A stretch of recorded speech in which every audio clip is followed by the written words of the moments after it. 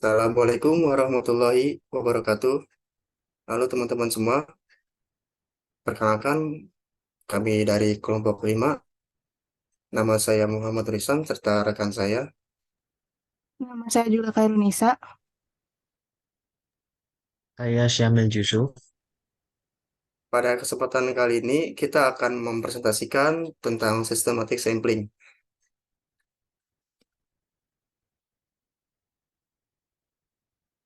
Nah, teman-teman sebelumnya udah pada tahu belum kalau untuk materi tentang systematic sampling?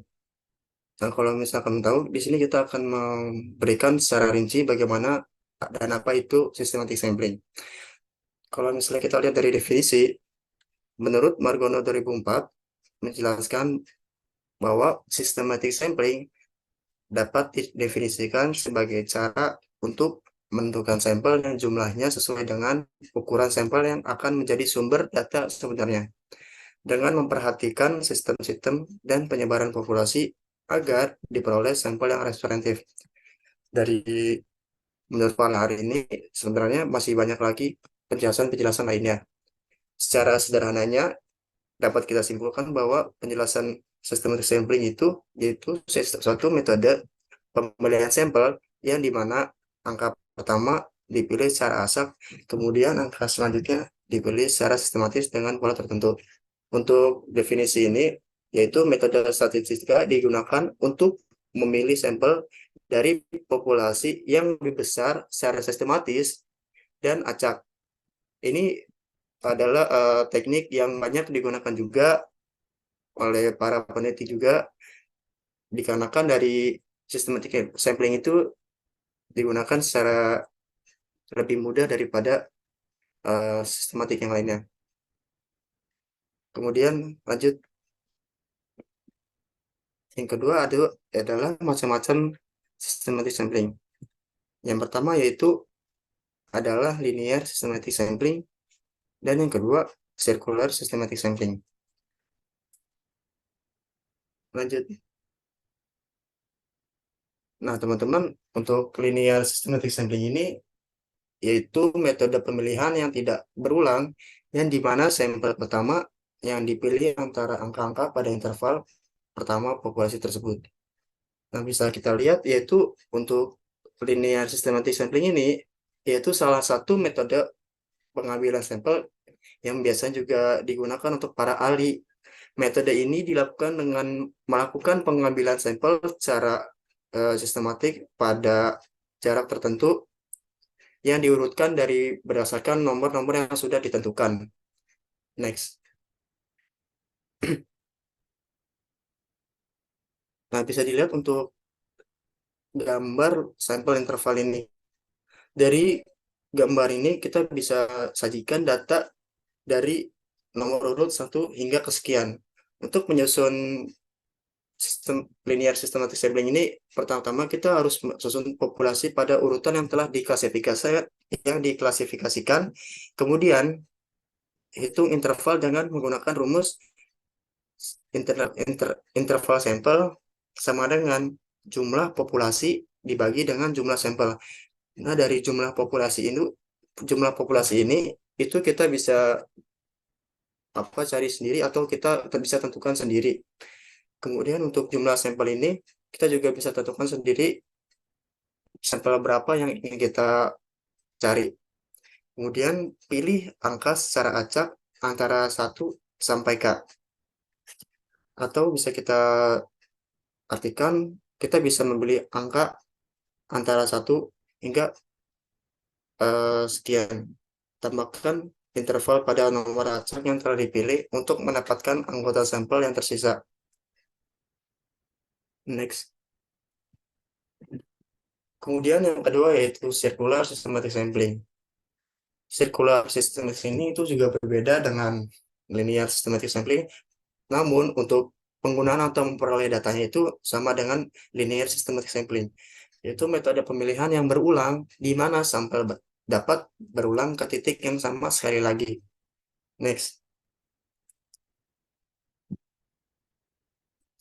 Nah, dari circular systematic sampling itu untuk memperoleh data atau sampel yang sudah yang ingin kita cari itu kita bisa eh, men- menyajikan dengan cara mengurutkan data atau sampel dari populasi dari satu hingga ke N, yaitu dengan menggunakan metode atau bentuk lingkaran dari penggunaan systematic sampling ini.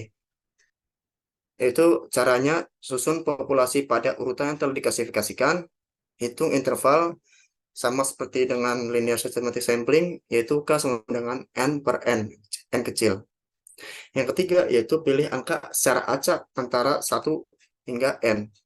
Tambahkan interval pada nomor acak yang telah dipilih untuk mendapatkan anggota sampel yang tersisa.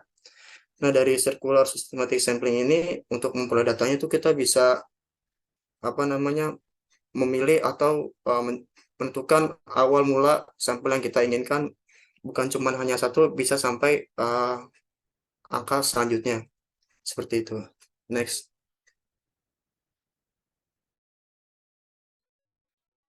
Selanjutnya, ada kelebihan dan kekurangan dari systematic sampling. Jadi, systematic sampling ini adalah teknik pengambilan sampel berdasarkan dari urutan anggota populasi yang telah diberi nomor urut. Nah, untuk kelebihannya sendiri itu, jadi systematic sampling ini lebih mudah dan menghemat waktu karena eh, dari anggota populasinya tersebut sudah diberi dengan nomor urut. Yang kedua, systematic sampling ini bisa dilakukan pada proses yang sedang berjalan. Lalu, pada systematic sampling ini membutuhkan waktu dan biaya yang lebih rendah dibanding eh, sampling yang lain. Nah, di, di balik kelebihannya itu, pasti systematic sampling ini mempunyai kekurangan. Nah, untuk kekurangannya yaitu systematic sampling ini tidak mempunyai peluang yang sama untuk diambil sebagai sampel. Lalu, di systematic sampling ini cenderung populasinya itu cenderung bersifat homogen. Lalu kekurangannya selanjutnya, pada systematic sampling ini biaya yang mungkin tinggi jika eh, sampel yang diambil itu diambil di daerah yang jauh dari kota. Nah, jadi systematic sampling ini adalah metode pengambilan yang relatif sederhana dan efisien, dan jika digunakan dengan benar, maka systematic sampling dapat menghasilkan sampel yang cukup representatif. Next. Selanjutnya contoh penggunaan systematic sampling. Contoh penggunaan ini berhubungan dengan teknik sipil. Terdapat sebuah proyek pembangunan gedung perkantoran di wilayah DKI Jakarta. Diperlukan survei untuk mengetahui wilayah yang tepat untuk membangun gedung tersebut atau lokasi strategis. Dari hasil survei yang telah dilakukan, terdapat data populasi berjumlah 20 wilayah. Diurutkan berdasarkan pengelompokan wilayah, yaitu 5 wilayah Jakarta Timur, 6 wilayah Jakarta Selatan, 4 wilayah Jakarta Pusat, dan 5 wilayah Jakarta Barat. Pengurutan ini yaitu dijelaskan 1 sampai 5 wilayah Jakarta Timur, kemudian 6 sampai 11 wilayah Jakarta Selatan, 12 sampai 15 yaitu wilayah Jakarta Pusat, dan 16 sampai 20 yaitu wilayah Jakarta Barat. Pada survei tersebut juga diperlukan 5 sampel. Untuk cara mencarinya, yang pertama, seperti yang sudah dijelaskan tadi, kita harus mengurutkan dulu semua populasinya sesuai pengelompokan yang telah ditentukan. Kemudian cari interval dengan rumus K sama dengan N besar per N kecil. N besar bagi N kecil. K di sini adalah interval, N besar yaitu jumlah populasi, dan N kecil adalah jumlah sampel yang dibutuhkan. Nah, kita cari K-nya, N besarnya tadi 20, dan N kecilnya tadi 5, jadi 20 dibagi 5 sama dengan 4. Kita temukan intervalnya itu 4. Kemudian cari angka pertama secara acak antara 1 sampai dengan K. Dapat diperoleh angka pertama yaitu 1 sampai 4, karena tadi ditemukan intervalnya itu 4. Selanjutnya, mencari angka selanjutnya dengan menambahkan unsur sebelumnya dengan interval. Misalnya kita ambil tadi antara 1 sampai 4 kita ambil 3. Secara acak kita ambil angka 3, kemudian kita cari angka selanjutnya itu berapa? Yaitu 3 ditambah intervalnya 4. 3 ditambah 4 sama dengan 7. Kemudian kita cari lagi eh, angka ketiganya, yaitu 7 ditambah 4 sama dengan 11. Dan kita lakukan hingga mendapatkan sampel sisanya. Berikut ada daftar pusaka yang kita eh, gunakan sebagai acuan untuk membuat presentasi ini. Oke, untuk presentasi kami ini sudah dicukupkan. Dari pembahasan yang sudah kita presentasikan, dapat disimpulkan bahwa penggunaan systematic sampling ini yaitu metode untuk pengambilan sampel dengan memilih sampel secara sistematik dari suatu populasi dengan tetap mempertahankan keterwakilan sampel yang akurat. Systematic sampling ini biasanya digunakan untuk lembaga-lembaga survei karena metode yang digunakan itu efisien dan mudah. Namun dari teknik pemilihan systematic sampling ini memiliki kelebihan dan kekurangan. Yang sudah dijelaskan bahwasannya penggunaan systematic sampling ini kelebihannya lebih mudah dan menghemat waktu, bisa dilakukan pada proses sedang berjalan, membutuhkan waktu dan biaya yang lebih rendah. Kekurangannya yaitu tidak mempunyai peluang yang sama dengan diambil dengan sampel. Kemudian populasi bersifat homogen, biaya yang mungkin tinggi dikarenakan dari transportasi yang mungkin jauh. Sekian presentasi dari kami, kurang lebihan mohon maaf. Billahi taufiq wal hidayah. Wassalamualaikum warahmatullahi wabarakatuh.